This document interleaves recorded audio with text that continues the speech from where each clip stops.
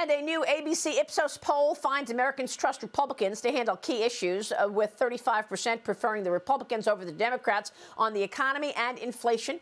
35% also saying Republicans would do a better job fighting crime. Joining the conversation all morning long this morning is Dagen McDowell and Liz Peek. Dagen, viewers have seen the results of the policies out of the Democrat Party, and they are voting with their feet. Joe Biden, we talked about it earlier, voted for and passed $5 trillion in new spending and borrowing. The Republicans, however, would have better numbers on fighting inflation if they hadn't co-signed onto about $1.2 trillion in new non-defense spending. There were 17 Republican senators who voted for that semiconductor boondoggle. There were 19 Republican senators who voted for the more than $1 trillion infrastructure bill.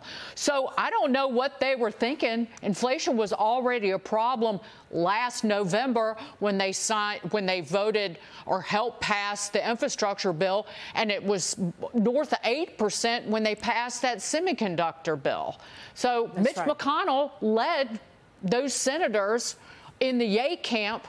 So they're lucky that they're leading on inflation right now, because they should never have done that. Shame on them. Yeah, and let me just say that all of this spending, not a dime went to the border. You would think that those Republican senators would have at least held the line and said, we're not going to agree to any more spending until we see some money go to the border agents. We've got 15,000 border agents. We're supposed to be 20,000. It's actually 15,000.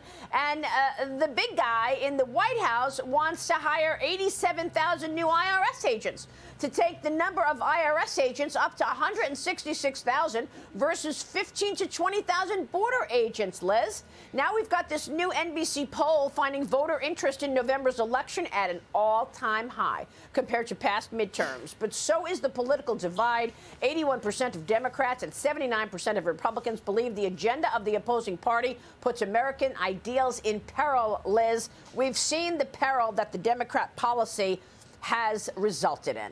Yeah, I think, Maria, that the Republicans are going to be in pretty good shape on November 8th. But I got to tell you, the more important election is 2024. And when they take office, Republicans have to re-earn voters' trust and confidence in their ability to handle spending and to control spending, which, by the way, they really haven't done. To Dagen's point, it's not just recently that they've signed off on bills that I thought were incredibly sketchy, like the semiconductor, the so-called CHIPS Act. But over time, really, Republicans have been known to lie down and do continuing resolution after continuing resolution without really driving a hard bargain. We are now in a very different situation than we've been the last decade. Why? Because interest rates are over 4%, because the cost of government borrowing, now at $31 trillion, is going to become a bigger and bigger line item in our budget. It is now the fastest growing part of the federal budget, and even conservative projections of interest rates put interest rate increases over the next decade at $8 trillion. So this is no longer trivial. It's incredibly important. And Republicans have got to lead the charge in controlling spending, which, by the way, is not easy. I get that. Voters like handouts. They like all the perks and benefits that we've seen over the last few years. It has to stop. Yeah, it's a great point. And I'm glad you mentioned the cost of holding all of this debt that Dagen mentioned earlier.